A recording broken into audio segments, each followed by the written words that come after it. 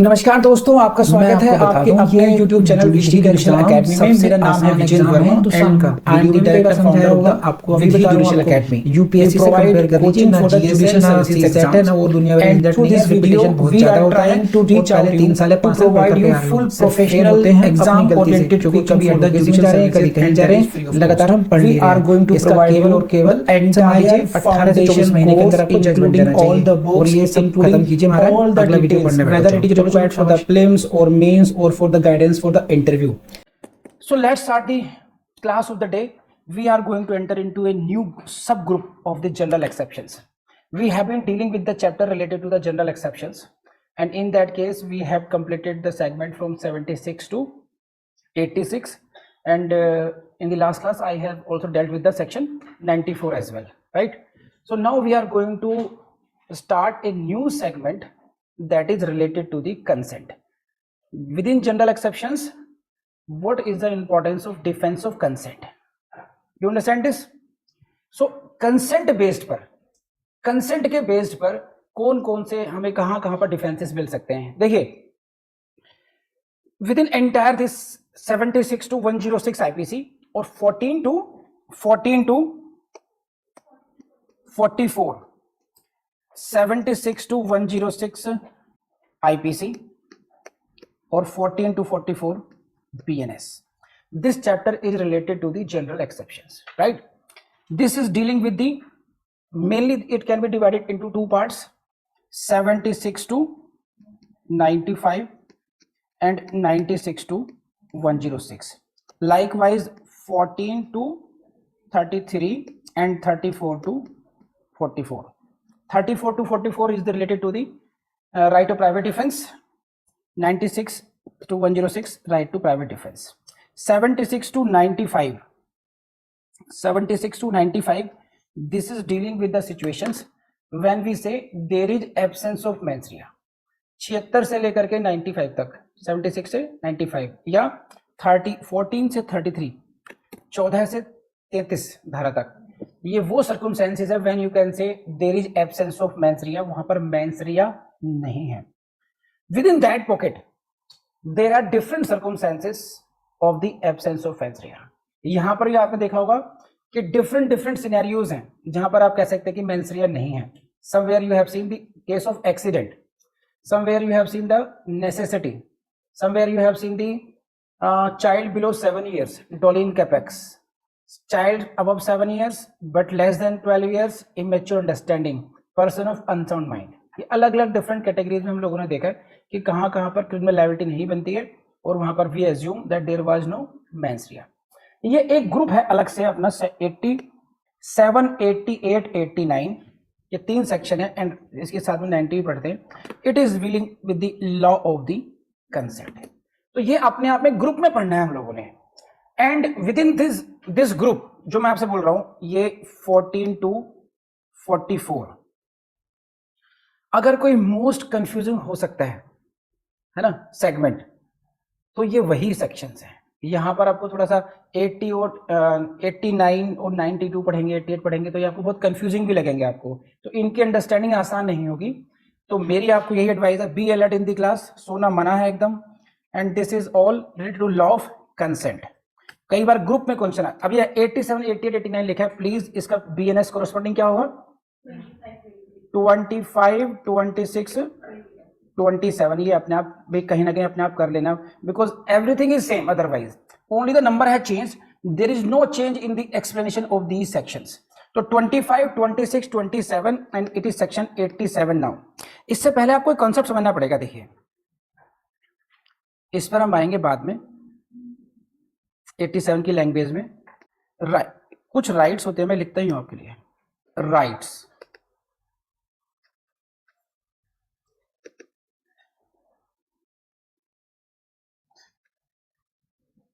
एलिनेबल rights और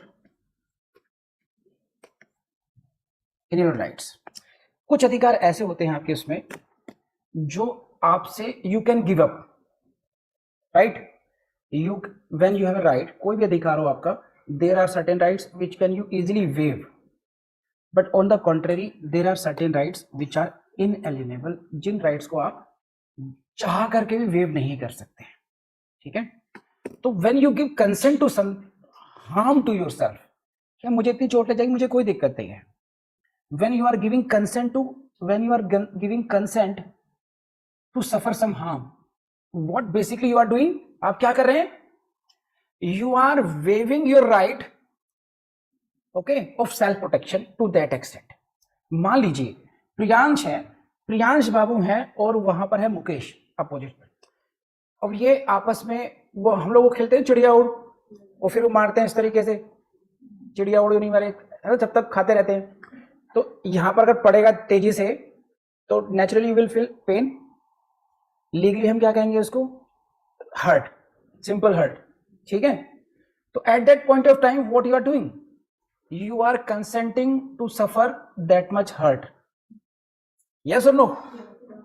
in that way you are giving up some right, because ऐसा नहीं हो सकता, मान लीजिए समता आई है ना, उस समता ने चलते फिरते बांसुरी में जा रही साइड से समता ने तो थप्पड़ लगा दिए, बांसुरी बिखर जाएगी वहीं पर, how dare you, because she has not given up the right of suffering any harm, है कि नहीं है, the right of being protected, the right of self preservation of body, है ना, सेल्फ प्रोटेक्शन एक राइट है ना, वो आपने इस केस में टू सम स्ट्रेंजर आपने वेव ऑफ नहीं किया है, तो you can protest for that, है कि ना, है कि नहीं। लेकिन in that case in some game when you are impliedly bearing some pain, it means you are waiving off some right, yes or no? so basically आपके पास दो rights हो गए, दो कैटेगरी हो गई, एक अधिकार वो हैं जिनका त्याग कर सकते हो, और कुछ ऐसे हैं जो त्याज्य नहीं है, त्यागने योग्य नहीं है, राइट। तो उसी के कॉन्सेप्ट पर यहां पर क्रिमिनल लॉ ने भी कुछ ना कुछ उससे डिराइव किया हुआ है कि टू व्हाट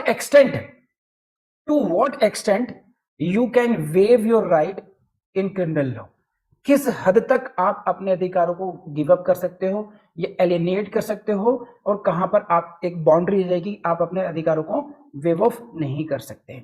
तो इसी सेक्शन 87 में हम लोग देखेंगे कि इस जो ये जुरिस्प्रूडेंस है, ये जो कॉन्सेप्ट है कहां तक अप्लाई किया गया है। And regarding this section 87 and 25 you should write down its importance. 25 BNS है ये। This section is important for your prelims, highly technical, बहुत ज्यादा इन डेप्थ घुसने की जरूरत नहीं है, सेक्शन से पूछेंगे या फिर आपको इलस्ट्रेशन से पूछ लेंगे, इससे बियॉन्ड जाने की जरूरत ही नहीं है, इट कैन यहीं से काम हो जाएगा आपका। मेंस में हार्डली पूछते हैं, प्रैक्टिकली अजय 15 साल के लगभग प्रोसिक्यूटिंग ऑफिसर के उसमें, और बाकी आगे पीछे के फिर जो एडवोकेसी का वो है, मेरे सामने तो कोई कंसेंट वाला प्रैक्टिकल एप्लीकेशन सेक्शन कभी आई नहीं, तो इसकी लिस्ट एप्लीकेशन है, इसलिए मेंस में भी कमी पूछते हैं इस तरीके से, फिर ये है ना। आप पढ़ लेते हैं, देखिए क्या है, कौन पढ़ेगा साथ में, बांसुरी पढ़ो जरा, please read it with me. Nothing which is not intended को अंडरलाइन कीजिए, इंटेंडेड टू कॉज डेथ और ग्रीवियस हर्ट को हाईलाइट कर दीजिए, ठीक। Nothing which is not intended to cause death और grievous hurt and which is not known by the doer to be likely to cause death और grievous hurt को अलग से हाईलाइट कीजिए, is an offence.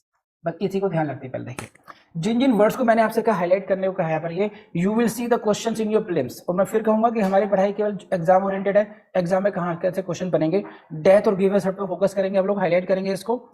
So this section is telling about that, पहले मैं जिस समझाता हूं कि you can give consent to everything, nothing is an offence which is done with the consent. अगर आप कोई कार्य कर रहे हैं, सपोज कीजिए जैसे ऐसे मान लीजिए, मैं थोड़ा सा ऐसे करता हूं, बांसुरी मैडम क्या है, एक मेले में गई हुई हैं और वहां पर एक मैजिक शो चल रहा है और मैजिशियन का नाम है वरद। ही क्लेम्स कि वो बॉडी को 2 पार्ट में कट करके दोबारा यूनाइट कर सकता है, राइट। अब इसमें बांसुरी ने आउट ऑफ एंथुसियाज्म की SS, I volunteer for this, मैं इसको वॉलंटियर करती हूं, एंड नाउ कि ठीक है मैडम आ जाइए। So now Varad out of his magic cuts the body into 2 parts. Here यहां पर आप देखो, there was no compulsion on Bansuri पे कोई कंपल्शन नहीं था, उसने खुद ही वो कंसेंट दी उस हार्म के लिए, और बाद में वो जो फोन आ गया भरत का, कोई मैसेज आ गया मान लीजिए, और वो मैजिक का जो फॉर्मूला था उसमें वो कंफ्यूज हो गया, अब बॉडी यूनाइट नहीं हो रही है दोबारा, तो अब क्या करें, आप बोलिए। तो can the magician would be punished? Yes और no? But she has given consent. एक दूसरा हो सकता है, मान लीजिए someone has given consent for the, ठीक है मेरा हाथ काट के जोड़ देना, जिंदा तो रहूंगा कम से कम, नहीं से बना पाया तो वहां पर क्या हुआ, ग्रीवस हर्ट हो गई। Here what is being done कि that magician is cutting the body intentionally, he is causing that act intentionally, or at least you can say he has the knowledge कि what can be the consequences, either there will be death or there will be grievous hurt, yes or no? So sometimes death may be caused intentionally, death may be caused knowingly, similarly grievous hurt may be caused knowingly and sometimes it may be caused intentionally. तो section 87 IPC और 25 BNS ये कहता है कि you can give consent to suffer any harm, आप किसी भी harm को सफर करने के लिए, किसी भी क्षति को सहन करने के लिए अपनी कंसेंट दे सकते हो, अपनी सहमति दे सकते हो, लेकिन you cannot give consent to suffer the harm of two offenses, two circumstances, that is a death or grievous hurt. So you cannot give consent, you cannot give consent to suffer death, you cannot give consent to suffer grievous hurt. यहां से बांसुरी ने क्या किया, फिर बांसुरी gives consent to suffer the risk, to take the risk of death, or someone took the risk of grievous hurt. तो question ये है कि क्या उनके पास ये राइट था, because she is giving up her right to live now, are you getting me not? तो देखो इसने अपने जीवन के अधिकार का त्याग किया, तो क्या उसके पास ये अधिकार था भी? देखिए राइट टू लिव है, but it is also duty to live. तो right, neither you can give consent to suffer death, no you can consent to suffer grief. ना तो कोई व्यक्ति मृत्यु को एक्सेप्ट करने के लिए अपनी कंसेंट दे सकता है, आप दे ही नहीं सकते कंसेंट, ठीक है, that right has been taken out of your purview. ना ही आप ग्रीवस हर्ट को आप सफर करने के लिए कंसेंट दे सकते हैं। तो यहां पर इन्होंने पहली लाइन में nothing which is intended to cause death और ग्रीवस हर्ट, और nothing which is known by the doer to be likely to cause grievous hurt और डेथ, ये यहाँ पर पहले ही इन्होंने एक्सेप्शन क्रिएट कर दिया है। सेक्शन 18 आईपीसी और 25 BNS will not be applicable in two cases. Section 87 IPC और 25 BNS will not be applicable in two cases, कब? When there is the death is caused और when the grievous is caused. इसके बाद में फिर आपका शुरू हो जाएगा, देखिए, by reason of any harm which it may cause और be intended by the doer to cause to any person above 18 years of age को आप हाईलाइट कीजिए, above 18 years of age who has given consent either express or implied to suffer that harm। इसको समझ लीजिए अभी कि इन दो को छोड़ दीजिए, किसको छोड़ दीजिए? डेथ और ग्रीवस हर्ट को। Nothing is an offence, in that case then nothing is an offence, ठीक है। इनको छोड़ करके, डेथ और ग्रीवस हर्ट के हार्म को छोड़ करके, if you do any other harm, then if you cause simple hurt or if you cause any other harm, है ना, that shall not be category in the category of an offense.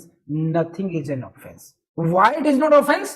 Because it has been consented by the person who is above 18 years age।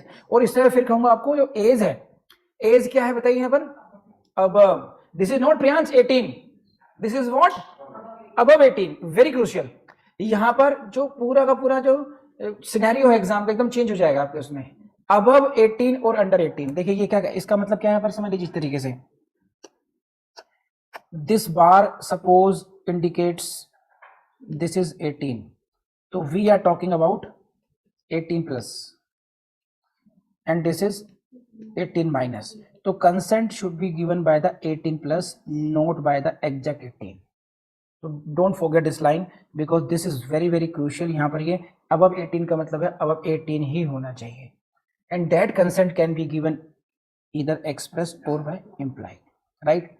अब समझिए क्या है इसमें। इसमें देखिए जो कंसेंट कौन दे रहा है, यहाँ पर थोड़ा सा ब्रेक करके पढ़ लेते हैं। एक कंसेंट कौन दे रहा है यहाँ पर, consent is being given bye a person who is above 18 years. That consent is not required to be express consent, it may be implied. And I believe you know the meaning, all know the meaning of 18, oh, implied or express. Jitendra, express implied किसी को समझना है भाई? express consent का मतलब होता है consent given in words. When you consent in words, it may be written consent और इट में भी इम्प्लाइड कंसेंट। सपोज कीजिए एक्सप्रेस कंसेंट का मतलब आपने बोल दिया ठीक है हम रेडी उसके लिए। इम्प्लाइड कंसेंट का मतलब है कि by your conduct it can be inferred from your conduct, right. आप ऐसा समझ सकते हैं, आप मैच देखने गए हैं, आप कार रेसिंग देखने गए हैं यहाँ पर, and now if you are sitting there तो impliedly you are taking risk. वहां पर अगर कोई बॉल आपके सर पे आके लग जाती है या कार पलट के आकर के इंजरी हो जाती है तो आपको रिस्क पता है उस समय कि आपने वो रिस्क खुद आपने लिया है। प्रियांश शादी करने जा रहा है, इसको सब समझाने की अभी रुक जा बस, फिर से पहले भी रिस्क है इसमें, फिर भी आगे बढ़ जाता है। इसका मतलब क्या है, he is impliedly taking risk ना, कि जो होगा देखा जाएगा। सो एक्सप्रेस कंसेंट हो गई, इम्प्लाइड कंसेंट हो गई। इन सभी पॉइंट्स को फोकस भी कर रहा हूं क्योंकि यहां से क्वेश्चन आएंगे। एक क्वेश्चन आया, लिख लीजिए फटाफट, इसमें कैसे क्वेश्चन आया है। For the purpose of application of section 25 BNS, for the purpose of application of section 25 BNS, consent should be given. Consent should be option A express, option B implied, option C express or implied, express और implied, ठीक है।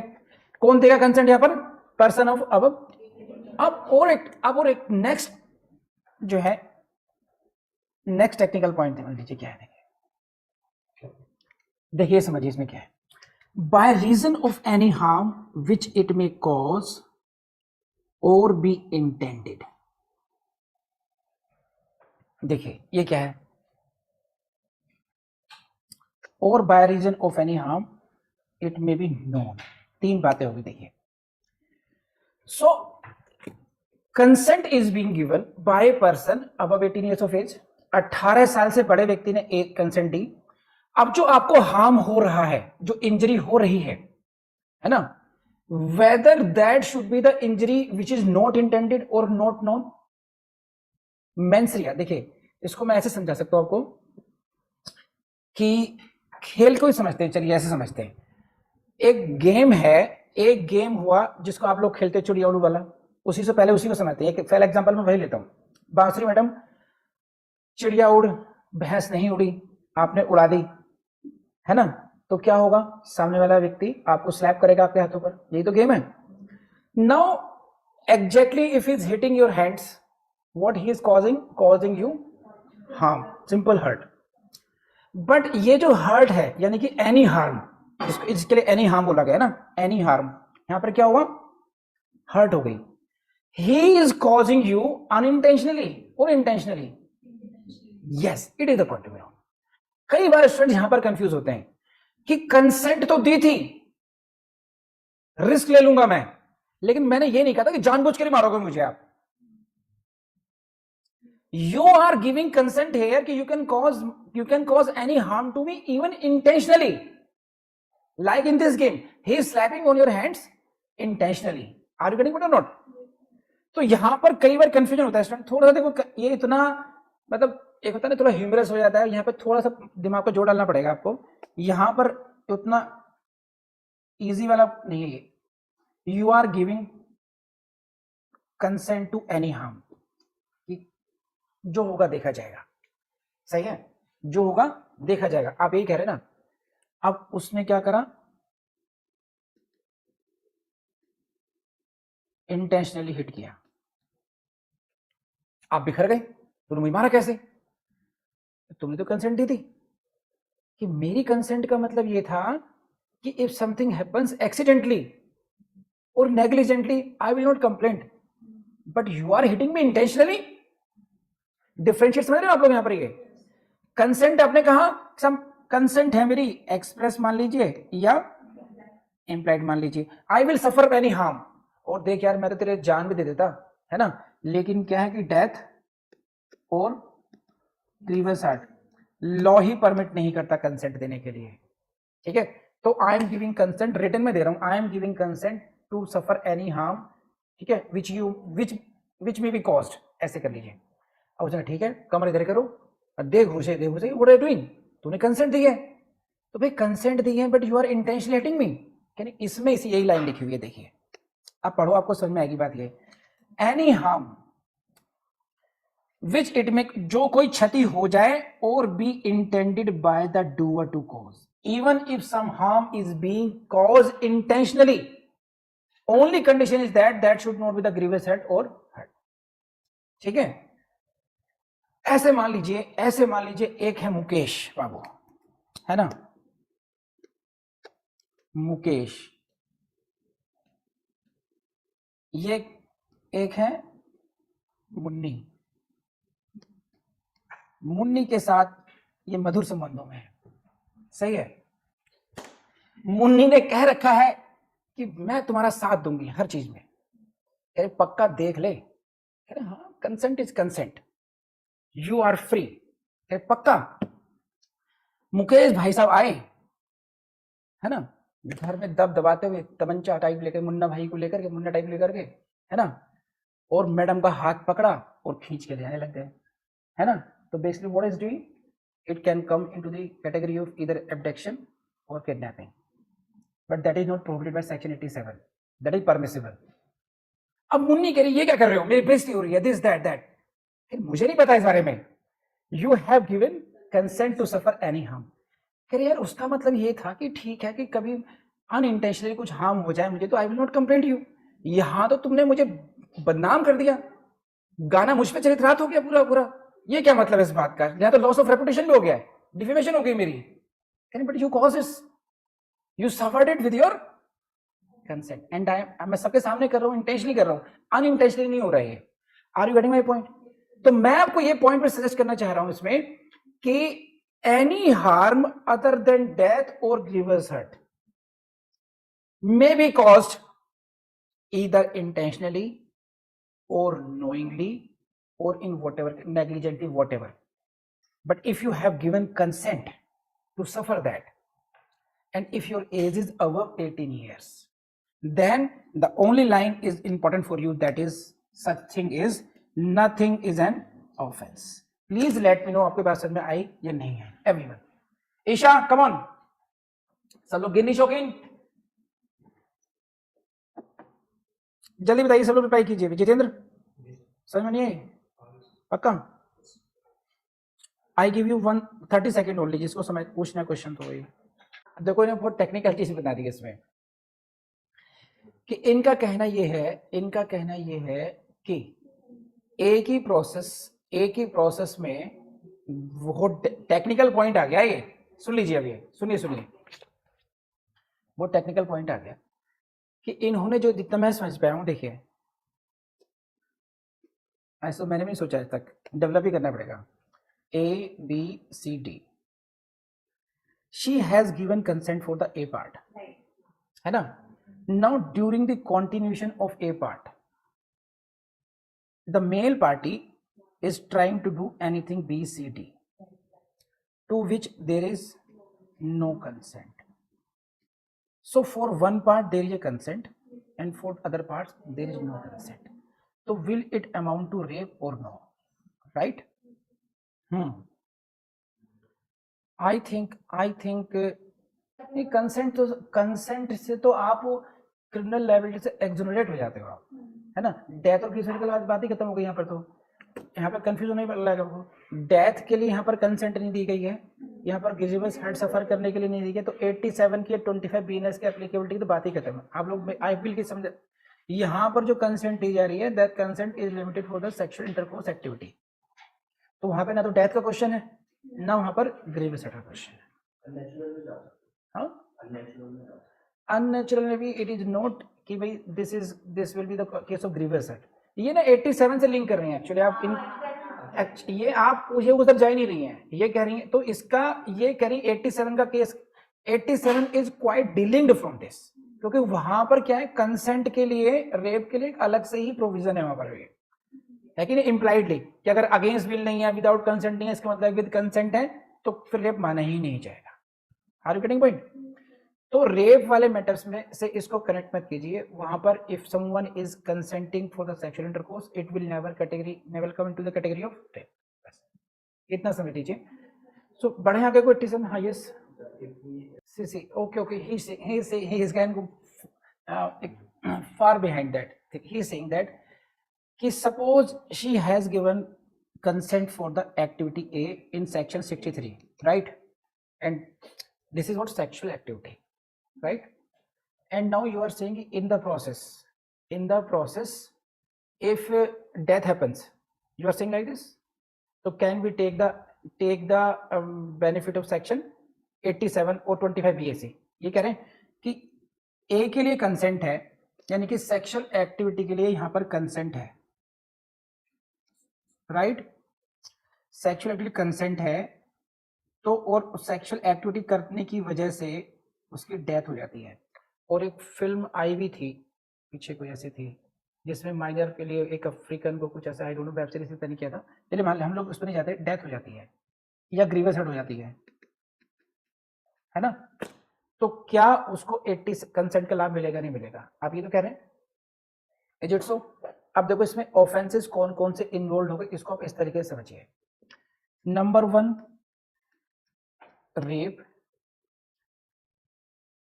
Murder, capital homicide और grievous hurt, इनको तीनों को अलग अलग देखते हैं। She has given consent for the sexual activity, तो there is a difference for rape, right. Now if death happens, then the person concerned cannot say that she has given consent to that. Section 87 IPC और 25 BNS का लाभ accused को नहीं मिलेगा। उसकी वजह क्या है? उसने कंसेंट दी थी, लड़की ने कंसेंट दी थी सेक्सुअल एक्टिविटी के लिए। She has not given consent to suffer the death. Are you getting? अब यहां पर जो डेथ वाली बात है, यहां पर ये फिर उसको ऑफेंस कौन सा हो जाएगा?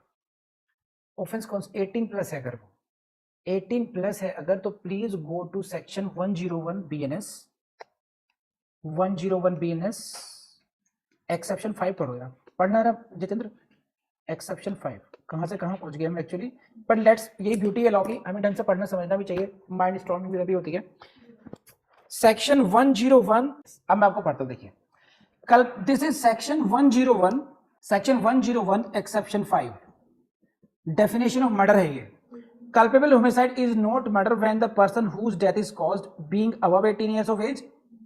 Can you link it with 87 या 25 BNS? वहां पर BNS 87 IPC, ये वही एज है। Suffers death or take the risk of his with his own consent. So when a person of 18+ consents to some act in which there is risk of death, और death हो जाती है, तो वहां पर एट द मोस्ट जो accused है उसको इतना ही बेनिफिट मिलेगा कि instead of punishment for murder he can be charge for the offence of culpable homicide not amounting to murder. Now I come to your query Jitendra. The girl is 18+, she has given consent for the sexual activity, therefore this is not rape. Now if the death happens in that way, then कि क्या वो जो accused है, क्या वो ये कह सकता है कि उसने डेथ के लिए भी कंसेंट दी थी? Answer is no. तो उसमें he can be booked for the offense culpable homicide not amounting to murder. Why? Because ये हो सकता है कि he was not intending to cause her death, ये हो सकता है कि he was not intending to cause her death, but considering those factors जिसकी वजह से, क्योंकि सेक्सुअल एक्टिविटी में डेथ हो रही है तो there must be some circumstances for that, या तो इतना ब्रुटली उसने उसको एग्जीक्यूट किया उस तरीके से, एज डिफरेंस उस तरीके का था, तो एटलीस्ट जो नॉलेज क्लॉज है, it can be presumed that he must be knowing by such kind of brutal sexual activity death में occur. Sexual activity में death होने का मतलब है on the very first moment reaction of the girl will tell you कि it is intolerable for her. If you continue with that, it means what? At least you are having knowledge what can be the consequence of your act. So जो consent है उस पूरी activity में, that अगर को stretch करोगे आप तो culpable homicide not amounting to murder में लेकर के आएंगे, ठीक है। कि लड़की ने तो हाँ कही थी, हाँ तो की थी, लेकिन भाई मरने के लिए नहीं कही थी, अरे बेटी लेकिन चलो आप ले भी आइए, डेथ के लिए थी भी, कंसेंट ही मान लेते हैं, अगर डेथ के लिए भी कंसेंट थी तो उसका जो जो जो बेनिफिट है वो लायबिलिटी जीरो नहीं करता है, वो लायबिलिटी को रिड्यूस करता है culpable homicide not amounting to murder को। 25 के केस में अगर 4 स्क्वायरली अगर वो कवर होगा तो फिर कल्पेबल लायबिलिटी आपकी जो है वो जीरो हो जाती है, जो criminal liability if you come within the purview of the general exceptions that it come down to zero. Got it? This is section. तो we should read this section 87 IPC. भाई देखिए बार बार मेरा IPC निकलता है, चिढ़ मत जाना कि बीएनएस पढ़ रहे हैं, बीएनएस का सेक्शन चिपका दीजिए वहां पर, बाकी सब कुछ सेम है, फिर मैं कोशिश करता हूं कि बाद में बीएनएस बोल दूं। सो 25 बीएनएस और section 101 BNS exception 5, these should be read together actually for holistic understanding। कि आपने देखिए 87 में क्या कहा गया, आप पढ़ते हैं दोबारा देखिए इसको, प्लीज सी दिस। जब मैं पढ़ रहा था मेरे लिए सबसे ज्यादा मुश्किल 87 यही बने थे। Nothing which is not intended to cause death or grievous hurt, number 1, which is not known by the doer or to be likely to cause death or grievous hurt is an offense. Nothing will be an offense if death or grievous hurt is not intended or if the death or grievous hurt is not known to the doer. Death और grievous hurt के case में आपको लाभ नहीं मिलेगा, लेकिन अगर फिर भी आपने डेथ कर दी है and you are taking plea of the consent, benefit of consent, तो आपका केस फॉल करेगा डेथ के केस में सेक्शन 101 एक्सेप्शन 5 में। एट द मोस्ट आपका जो ऑफेंस है वो रिड्यूस मर्डर से रिड्यूस होकर के culpable homicide not amounting to murder की कैटेगरी में आ जाएगा। कर लेंगे आप लोग। इसमें अब ये देखिए जो मैंने आपसे शुरू में कहा था कि इनएलिजिबल राइट्स, तो यहां पर आपको उस कॉन्सेप्ट को अब यहां पर जोड़ना पड़ेगा आपको।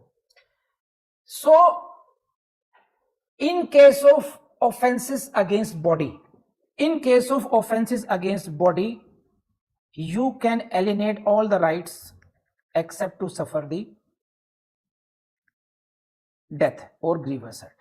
ये जो कंसेंट है आप कैसे कैसे देखते हैं, आप offences against human body category में देखेंगे और ऑफेंसेस अगेंस्ट प्रॉपर्टी के। In case of against property these are the offences against alienable rights। इन लाइनों को लिख लीजिएगा, यहां से प्रीलिम्स में क्वेश्चन मिलेंगे आपको। This is something beyond the direct line. All offences against the property are offences against alienable rights। if done with the consent of the owner a complete defense will be there in all cases। Civil हो criminal cases हो, तो property के cases में offences against property cases में you can take the defense of consent everywhere। But in case of the offenses against body, in case offenses against the human body, है ना, the right to security of the life and limb is involved। offenses against human body में कौन सा right involved है? security to the life and limb। this right जो है, ये जो right है आपके, up to a certain stage is alienable and beyond that it is inalienable. Property के राइट्स में all property rights are alienable. जो संपत्ति के अधिकार हैं वो सारे त्याज्य हैं, आप त्याग सकते हो, law will not profit you. लेकिन जो शरीर के संबंधी अधिकार हैं वो कुछ सीमा तक तो you can waive off, you can alienate, these are alienable rights, but beyond that this is not alienable, it is inalienable. तो इसी केस में कहा है कि अगर जो इनएलिनेबल राइट्स हैं, no amount of consent can condone the person who infringes those rights, कौन सा राइट, इनएलिएनेबल। और इसीलिए आपको कहा गया है कि जो डेथ का राइट है, जो डेथ है लाइफ का है, लाइफ का है, इसलिए आपको राइट नहीं दिया गया कि you can consent to suffer the death. क्यों कहा गया है कि it is not only right to live but also duty to live. तो right to live is a inalienable right. ये क्वेश्चन प्रिंट्स में आ सकता है आपको। राइट टू लिव, जीने का जो अधिकार है, जीवन का अधिकार है, that is not alienable right, this is what, inalienable. आप ये नहीं कह सकते हाँ मार दो, वैसे मैं नहीं जीना नहीं चाहता, वैसे मैं जीना नहीं चाहती, ताने सुन सुन के विजयन सर के पक गए हम, खत्म करो कहानी, पढ़ाई नहीं करेंगे, इनएलिएनेबल राइट्स। ठीक है, तो यू कैन नॉट गिव। तो ये मैं वो जुरिस्प्रूडेंशियल बेस बता रहा हूं आपको कि जो डेथ को और ग्रीवियस हर्ट को किस जुरिस्प्रूडेंशियल बेस की वजह से बाहर रखा गया, because right to live is considered to be what, inalienable right, no one can consent to give it away. And similar is the position of the grievous hurt, grievous hurt को भी same sense से माना गया है। सो why nobody can consent to suffer the harm of death or grievous hurt, because these are considered to be inalienable rights. I believe कि आपको बात समझ में आई होगी, हाँ या ना बताइए। ठीक, सो राइट टू सिक्योरिटी लाइफ जो है ये इनएलिएनेबल भी है, लेकिन बियॉन्ड सर्टेन स्टेज इनएलिएनेबल होते हैं। और उस केस में कौन कौन से आते हैं, डेथ और ग्रीवियस हर्ट, जीएच। कर लेंगे आप लोग ये अभी। इसी में आपका एक इलस्ट्रेशन आता है, एक मैक्सिम और आपको नोट करनी पड़ेगी, volenti fit non injuria, he who consents suffers no injury. इसको भी समझ लीजिए, वॉलंटी नॉन, यहां से क्वेश्चन आता है कि which out of the following sections are based upon volenti non fit injuria. Section 25 BNS is one of them. Volenti non fit injuria, इसका मतलब है ही हु कंसेंट, जो सहमति देता है, सफर्स नो इंजरी, जिसने पहले कंसेंट दे दी है, बाद में ही कैन नॉट कंप्लेन कि why did you do this, मुझे ऐसा क्यों किया आपने, because you have given consent and therefore. तो वॉलंटी नॉन फिट इंजरी के बेस पर भी यहाँ से क्वेश्चन आपसे पूछे जाते हैं। तो मैक्सिमम जो क्वेश्चन से जो कवर होते हैं यहाँ से, I have covered out everything. इसमें एक तो बेसिकली बात यह है यहाँ पर कि under this section any harm other than death और ग्रीवियस हर्ट, ठीक है, इवन दो इंटेंडेड हो या नोन हो, will not B an offence. सही है, ये ऑफेंस, कोई भी ऑफेंस होगा, एनी हार्म होगा, कोई भी हार्म होगा, it should be other than death और grievous hurt, even though intended, even though known, it will not be. कौन कौन सी शर्तें पूरी होनी चाहिए, बस neither the intention nor knowledge of death और ग्रीवियस होनी चाहिए, कंसेंट से होना चाहिए, अब 18 ईयर्स होना चाहिए, और कंसेंट में भी एक्सप्रेसिव है। इन 4 शर्तों को पूरा कर दीजिए, आप पर ये सेक्शन अप्लाई नहीं होगा। रिपीटेशन हो गया काफी, इलस्ट्रेशन ये पढ़ लीजिए। इलस्ट्रेशन 99% में आप कह रहा हूं यहीं से क्वेश्चन आएगा। A and Z agree to fence with each other for amusement, मनोरंजन के लिए आपस में भिड़ते हैं। This agreement implies the consent of each suffer to harm any without any foul play। बस तो यहाँ पर अगर चोट भी लगती है किसी को, and if while play hurts Z A commits no offence, ये हम लोग देखते रहते हैं जीवन में। क्वेश्चन आता है केवल इस तरीके से, देखिए आगे क्वेश्चन आपके सामने, volenti not fit injuria has been incorporated within which of the, पहले 87 आईपीसी था, अब वो कह सकता है 25 बीएनएस, सब पे अप्लाई कर। कहाँ कहाँ पूछा गया, एमपी में पूछा गया, यूपी में पूछा गया, और भी जगह पूछा गया होगा, पूछा, ये ऐसे पूछा जाता रहता है। ये ना देखिए, A and G agrees to fence with each other based on illustration exam आया हुआ है, ठीक है। ये आपका कितनी जगह आया है, हिमाचल प्रदेश, मध्य प्रदेश, हिमाचल प्रदेश, डीजीएस, मतलब सेम इलस्ट्रेशन बेस्ड ही दे दिया आपको ये, तो बहुत ज्यादा मेहनत करने की जरूरत नहीं है, जो मैंने आपसे शुरू में कहा था आपसे। अब इसमें एक बात और समझनी है आपको कि कंसेंट के मीनिंग पर आते हैं। देखिए मीनिंग, यहाँ पर वर्ड जो मेन फोकस है कंसेंट पर है ना।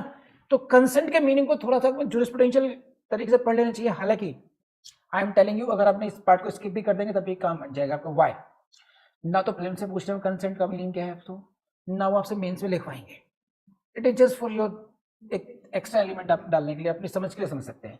कंसेंट में आपको दो वर्ड्स हैं। देखिए कंसेंट का मतलब होता है positive operation of the mind and should be distinguished between मियर submission और वांट ऑफ डिसेंट और एक्विसेंस। ये समझिए, इन शब्दों को समझ जाइए, आपको समझ में आएगा। अगर आप किसी चीज का प्रतिरोध नहीं कर रहे हैं, इसका मतलब ये नहीं है कि वो कंसेंट है। वांट ऑफ डिसेंट मतलब ये कि इसने डिसेंट नहीं किया था, मना भी तो उसने नहीं किया था, हाँ भी तो नहीं किया था, है ना। Are you getting point? mere submission, किसी सबमिट कर दिया, है ना। तो इफ जैसे इसमें आर वर्सेस निकोल है, ये है ना, एक केस है आर वर्सेस निकोल, लिख लीजिए विच आउट ऑफ फॉलोइंग केसेस, कई बार नेम से पूछ लेते हैं केसेस को अपने।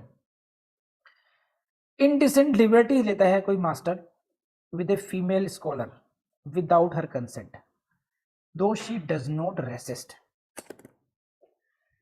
Are you getting point? Resist नहीं कर रही है लड़की, तो क्या इसको कंसेंट मान लीजिए? Absence of resistance, absence of resistance का मतलब हुआ वांट ऑफ डिसेंट, प्रतिरोध भी नहीं किया था। तो इंप्लाइड कंसेंट और वांट ऑफ डिसेंट में आपको बहुत ब्रिलियंटली डिफरेंशिएट करना आना चाहिए। जितने समझ रहे हो क्या हम? ये दिस कैन बी, जो कंसेंट वाला है पॉइंट है, and it can be very useful for the purposes of arguments in cases of rape cases. ये वहां पर कंसेंट थी या नहीं थी? Are you getting? सो देखो, मैं थोड़ा, क्योंकि उस वहां से आप सब लोग बड़े हैं, समझ सकते हैं। एक हुई एक्सप्रेस कंसेंट, एक हुई इंप्लाइड कंसेंट। इन दोनों ही केसेस में जो अदर पार्टी होगी उसके लेवल पर कुछ ना कोई पार्टिसिपेशन होगा, पार्टिसिपेशन का लेवल कम ज्यादा हो सकता है। एक है कि the only one party is acting and other party is inert, but she is not repelling it. Are getting? But mere submission है कि जो चाहे कर लो, बट उसकी कंसेंट ना चेहरे से झलक रही है ना उसकी फिजिकल एक्टिविटी से है। बस उस लड़की ने सेक्सुअल एक्टिविटी को रेसिस्ट नहीं किया, अपोज नहीं किया। आप बात समझ रहे हो?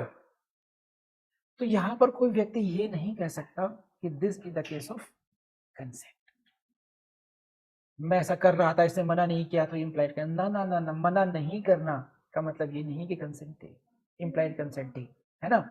मियर सबमिशन, वांट ऑफ डिसेंट, ये जो की वर्ड्स हैं, कहीं ना कहीं आपको एग्जाम में टकरा जाए, मैं इसलिए बात कर रहा हूँ कि ध्यान रखना, इसको डिफ्रेंशिएट करना, अगर बहुत फाइन लेवल के एग्जाम में चले जाए वो। तो ये इनको कंसेंट के मीनिंग को समझने की कोशिश करो एक बार, अगर आपको बहुत दिक्कत नहीं आ रही हो तब। मीनिंग ऑफ कंसेंट के इसमें देखिए, consent is not defined in IPC and you can say now BNS. Section 90 is there, 27 का हो गया, 25, 26, 28 हो गया ये 28 BNS. Section 28 BNS states when consent is not free.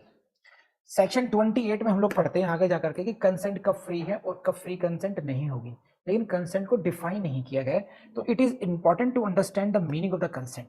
तो कंसेंट का मतलब होता है positive operation of the mind, positive operation of the mind. अब इसे अगर आप जाहिल तरीके से पढ़ोगे, दिमाग का ऑपरेशन, वैसा नहीं है ये। ऑपरेशन ऑफ माइंड का मतलब है जो आपकी जो इंटेलेक्ट फैकल्टी है वो पॉजिटिवली रिस्पॉन्ड करती है उस चीज को, है ना। It is should be distinguished by from mere submission. तो आप इसको मियर सबमिशन, इनसे अंतर करोगे। Mere submission, want of dissent और पॉजिटिव, इनमें क्या अंतर है? कंसेंट एंड सबमिट में देखिए, एक वर्ड है कंसेंट, सहमति, और एक वर्ड है सबमिशन।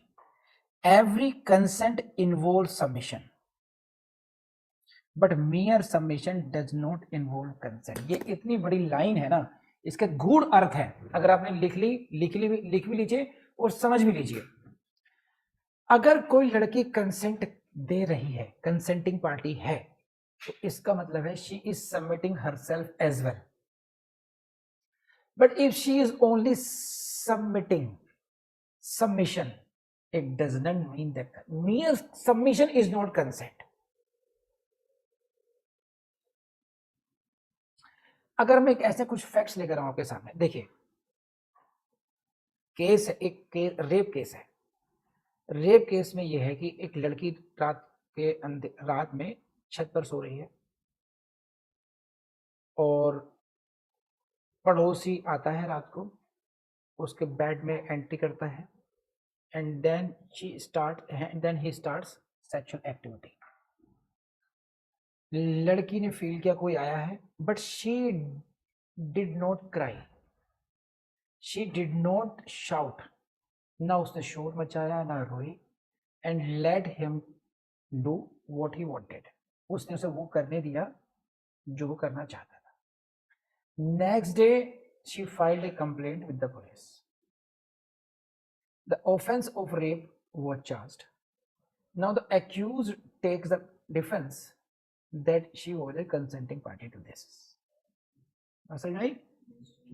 और वो कहता है कि देखिए रात का टाइम था, मैं वहां पे गया, she had an option to cry, she had an option to shout, लेकिन ना इसने उस समय रिपेल किया और ना मेरे आने के बाद में इसने कोई क्राई किया। इसने सुबह जाकर के रिपोर्ट लिखवाई और ये जो है वेल थॉट कॉन्कॉक्टेड स्टोरी है to falsely implicate me in this case, otherwise this was the case of consent. समझ?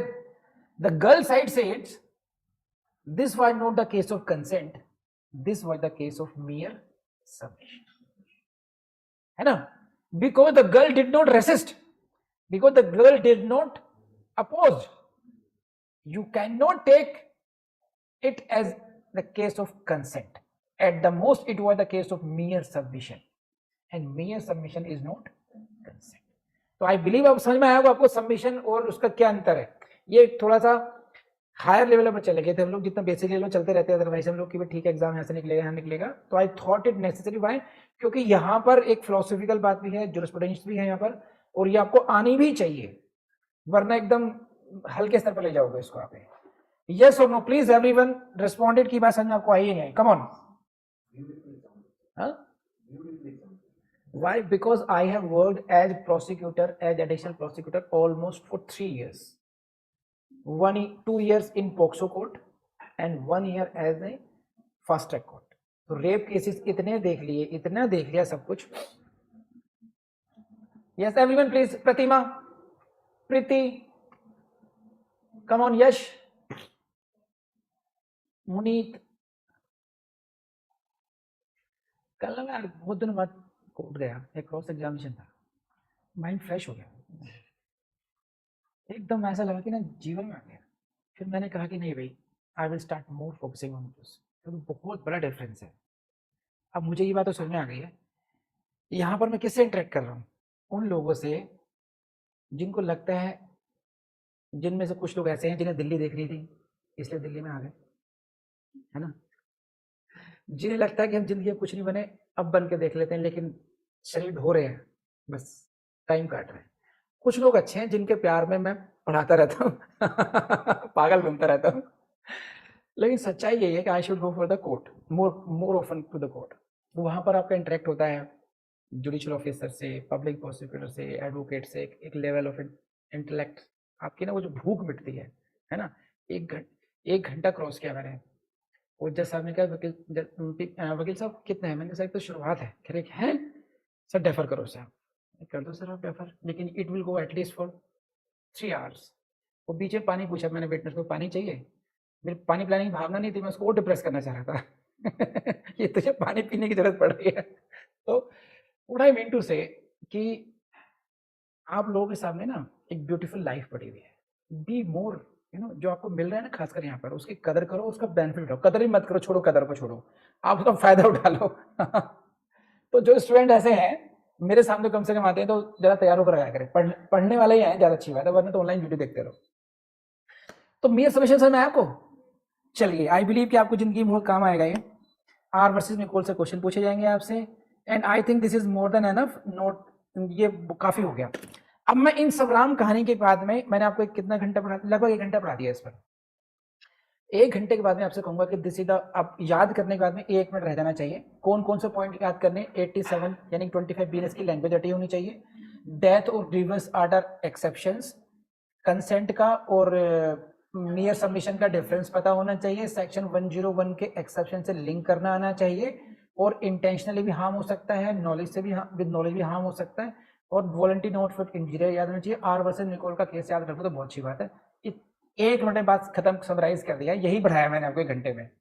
Got it. अब बढ़ते हैं हम अगले सेक्शंस पर। This is section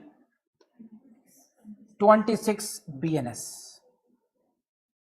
26 BNS and 88 IPC। यहां से थोड़ा सा आपको मजा आना शुरू हो जाएगा। चलिए पढ़िए, 88 क्या कहता है, हु विल रीड इट? हाँ जी, बस यहीं पर समझ लीजिए। देखिए the line, crucial line is what, nothing which is not intended to cause death, please underline और highlight this line, this is what, not intended to cause. यहां से ग्रीवियस हेड मिट गया है, मुझे नहीं दिख रहा, ये है ही नहीं। हाँ, अब यहीं से कंफ्यूजन शुरू हो जाता है। जो लोग डिफरेंशिएट कर पाते हैं लैंग्वेज में, इन case of section 25 BNS, 25 BNS और 87 IPC, लैंग्वेज में क्या था, nothing which is not intended to cause death और ग्रीवियस हर्ट। यहां पर क्या है, केवल डेथ है। और यहीं पर स्टूडेंट बार बार कंफ्यूज होते हैं, बार बार एग्जाम में, वो डेथ और ग्रीवियस हर्ट दोनों जगह कर देते हैं उस तरीके से। By reason of any harm which it may cause और be intended by the doer और be known by the doer to be likely caused.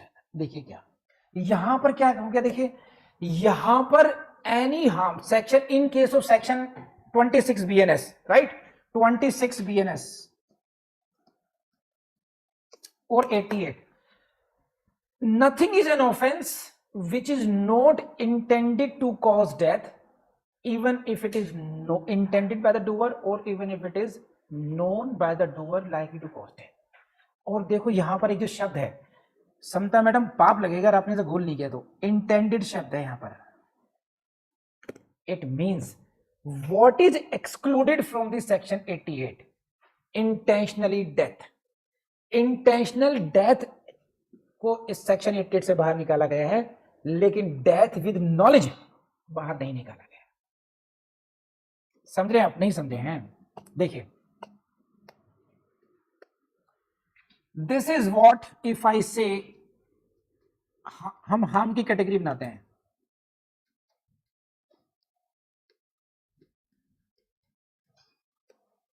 ठीक, पहला है डेथ। डेथ में बी कॉज इंटेंशनली, और सेकंड कैटेगरी होगी डेथ में be cause with knowledge, right? And then there are other harms, grievous hurt, simple hurt, blah blah blah blah. Got it? So what this section 26 BNS says, this will not be applicable in case when the death is caused intentionally, but when the death is caused with the knowledge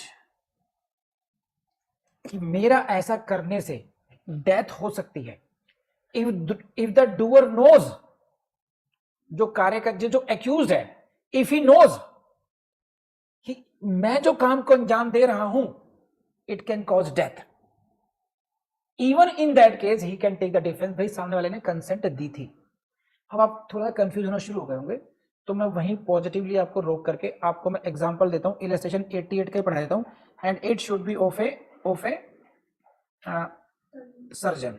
illustration ये रहा, surgeon. देखिए, a surgeon, illustration पढ़िए, a surgeon knowing को highlight कीजिए, knowing that a particular operation is likely to cause the death of child। So in this case, Jitendra, the surgeon has knowledge, surgeon को पता है कि death हो सकती है, but he is not intending, and if death happens, तो वो क्या कहलाएगा? नॉन इंटेंशनल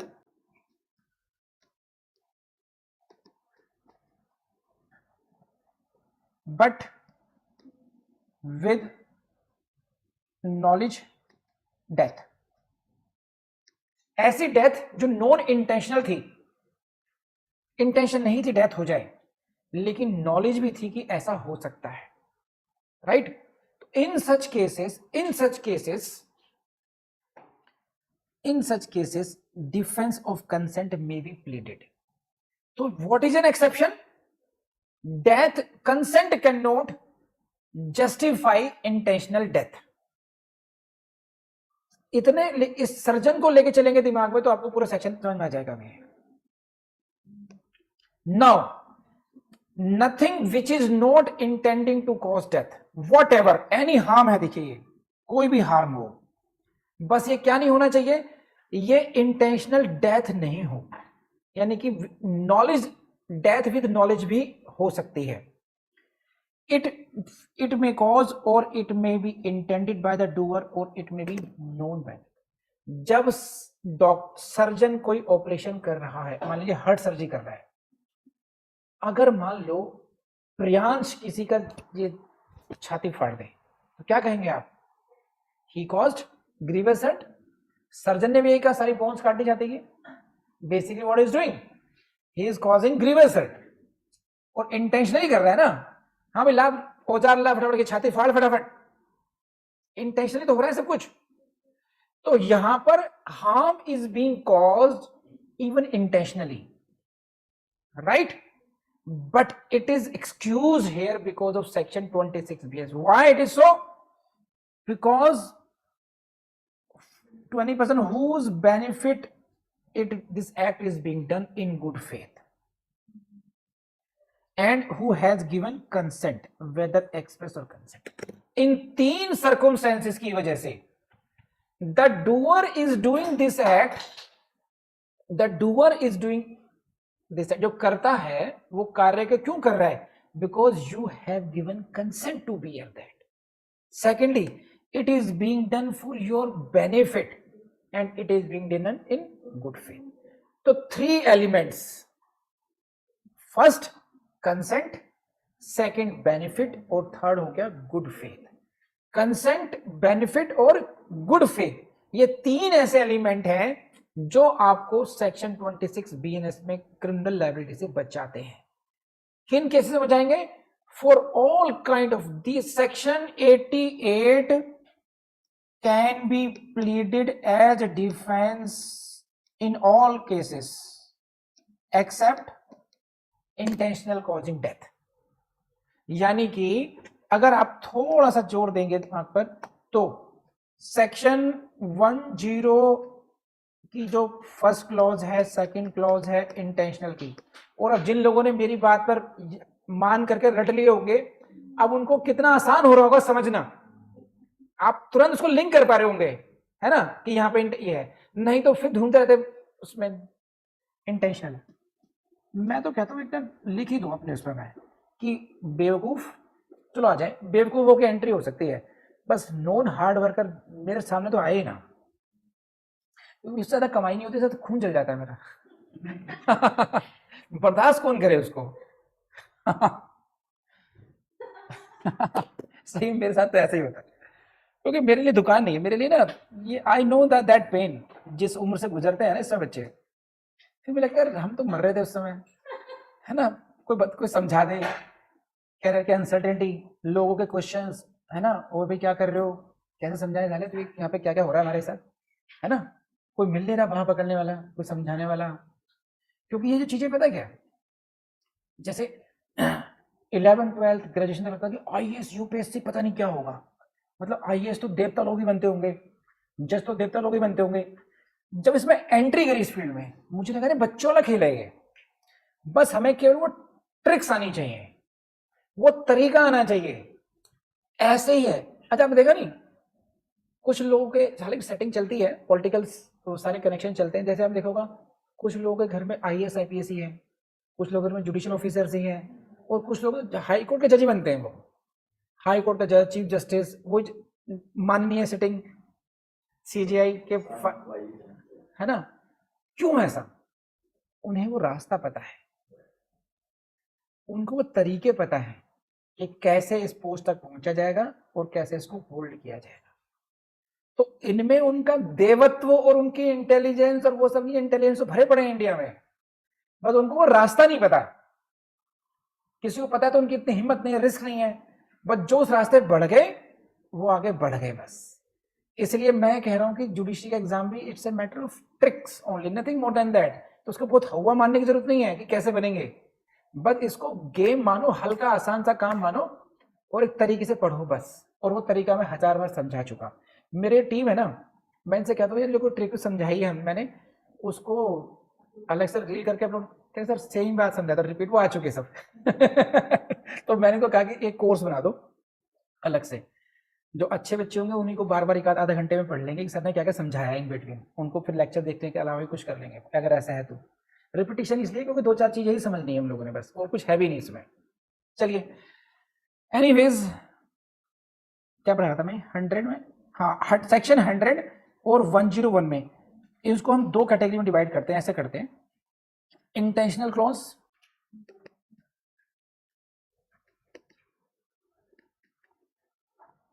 और एक नॉलेज, ठीक है। तो केवल इंटेंशनल क्लॉजेस में आपको डिफेंस नहीं मिलेगा, जो नॉलेज वाली क्लॉजेस में है वहां पर आपको डिफेंस ऑफ सेक्शन 88 आईपीसी या 26 बीएनएस आपको लाभ मिल जाएगा। प्लीज लेट मी नो आपको बात समझ में आ रही नहीं आ रही। हर्षी ने कहा सर 26 में is there any other example except surgeon, surgeon के अतिरिक्त क्या कोई भी एग्जांपल और हो सकता है? हाँ हो सकता है, क्यों नहीं हो सकता।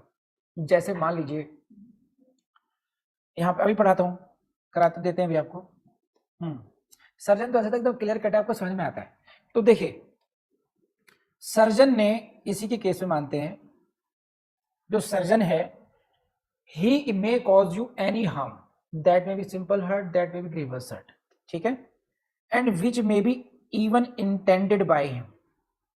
इंटेंशनली भी हो सकता है, इंटेंशनली आपके मतलब किसी की पेशेंट की वो कोई सी भी कहीं से भी कट कर सकता है बॉडी को, या उसको कम से कम नॉलेज हो सकती है कि वो उसके इस कार्य से ऐसा हो सकता है। जब वो कोई सर्जरी कर रहा है तो उसको एटलीस्ट नॉलेज होती है कि उसके कार्य से किसी की डेथ भी हो सकती है, तो एटलीस्ट उस हार्म की उसको नॉलेज भी हो सकती है।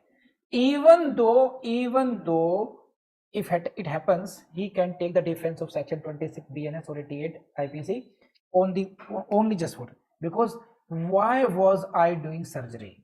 मैं सर्जरी क्यों कर रहा था? For your benefit. Number 2, in good faith कर रहा था। Again this is important. आप क्या पढ़ेंगे बीएनएस में? सेक्शन 2 सब क्लॉज 11 है, सब क्लॉज 11 है। सब क्लॉज 11 में गुड फेथ डिफाइन किया गया है, और ये पहले था 52, सेक्शन 52 आईपीसी में डिफाइन था। और आप जब पढ़ेंगे गुड फेथ का मीनिंग तो वहां पर दो शब्द आएंगे, ड्यू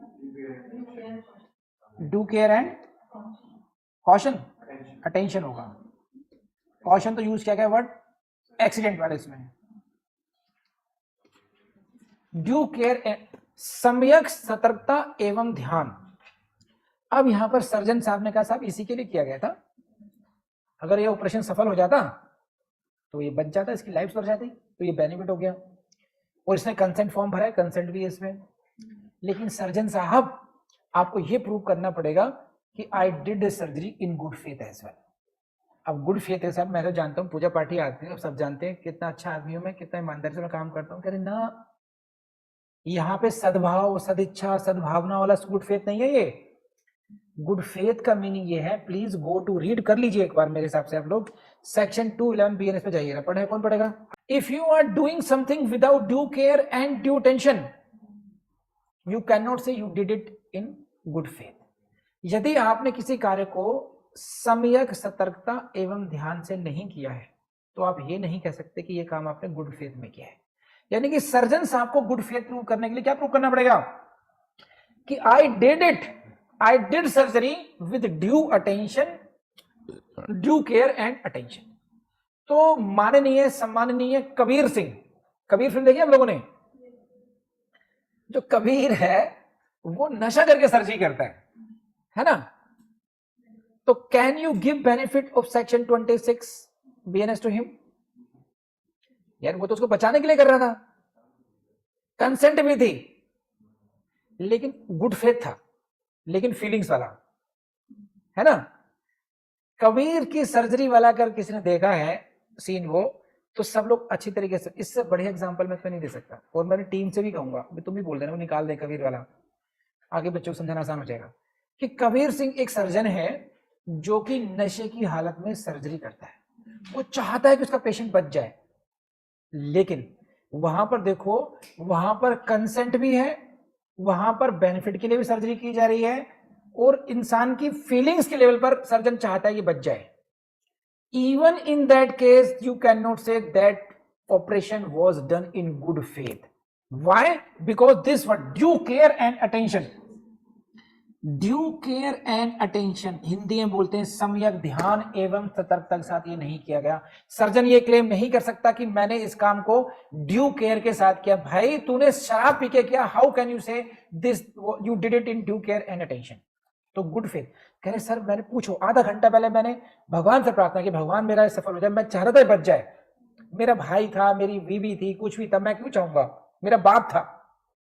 गुड फेथ फीलिंग्स वाला था, मानते हैं फीलिंग्स सही होंगी तेरी, मैं आपको फीलिंग्स और गुड फेथ का डिफरेंस समझा रहा हूं। गुड फेथ का मतलब होता है कि जब भी कोई काम आप ध्यान से करते हैं, सतर्क रह के करते हैं, तब हम कहते हैं कि आपने काम को गुड फेथ से किया है, ठीक है।